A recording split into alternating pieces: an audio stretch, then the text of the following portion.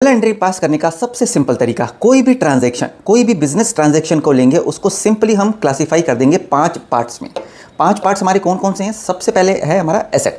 Asset क्या होती है? हमारी कंप्यूटर, लैंड एंड बिल्डिंग। फिर है लायबिलिटी, जो कंपनी ने पे ऑफ करनी है, लोन्स हो गए, सिक्योर्ड लोन, अनसिक्योर्ड लोन्स जैसे। फिर है कैपिटल, जो हमने इंट्रोड्यूस किया। फिर है अर्निंग्स, अर्निंग्स को हम क्या बोलते हैं? रेवेन्यू।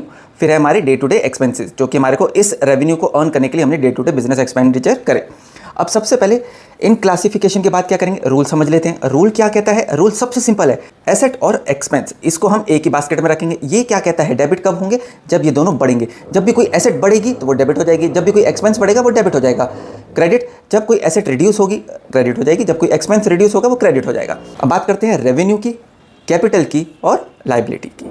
RCL क्या कहता है? वो इसका उल्टा है, जब ये बढ़ेंगे तो ये हो जाएंगे क्रेडिट और जब ये रिड्यूस होंगे तो ये हो जाएंगे डेबिट। ये हो गया हमारा रूल, बेसिक रूल। अब जनरल एंट्री पास करके देख लेते हैं। सपोज हमने सैलरी पे करी है मिस्टर श्याम को 5,000 रुपये की कैश में। अब सैलरी है हमारा एक्सपेंस जब बढ़ेगा तो क्या होगा? एक्सपेंस जब बढ़ेगा तो डेबिट कर देंगे, और हमने कैश में पे किया था। कैश है हमारी एसेट, जब एसेट रिड्यूस होगी तो क्या होगा? इसको हम कर देंगे क्रेडिट। अब इसी बात को एक एंट्री से पास कर लेते हैं, सिंपल सी entry, salary account debited to cash account 5,000।